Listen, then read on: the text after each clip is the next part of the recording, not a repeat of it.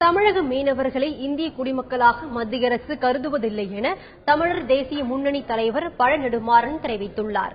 இலங்கை கடற்படையால் கடந்த மாதம் 27ஆம் தேதி கைது செய்யப்பட்ட ராமேஸ்வரம் மற்றும் தங்கச்சிமடம் மீனவர்களின் உறவினர்களை சந்தித்து நெடுமாறன் ஆறுதல் கூறினார். பின்னர் தந்தி டிவி செய்தியாளரிடம் பேசிய அவர், தமிழக மீனவர்கள் மீதான இலங்கை கடற்படையின் தாக்குதலை தடுக்க மத்திய அரசு எந்த நடவடிக்கையும் எடுப்பதில்லை என குற்றம் சாட்டினார்.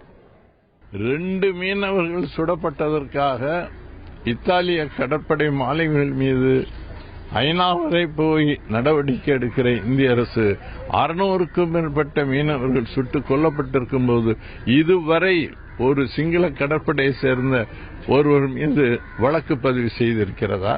அல்லது சுட்டுக் கொல்லப்பட்ட நம்முடைய மீனவர்களுக்கு இலங்கை அரசிடமிருந்து நஷ்டஈடு வாங்கி கொடுத்திருக்கிறதா? எதுவும் செய்யவில்லை. ஆகவே நம்முடைய மீனவர்களை இந்திய அரசு இந்திய குடிமக்களாகவே கருதவில்லை. இதை நான் வன்மையாக கண்டிக்கிறேன்.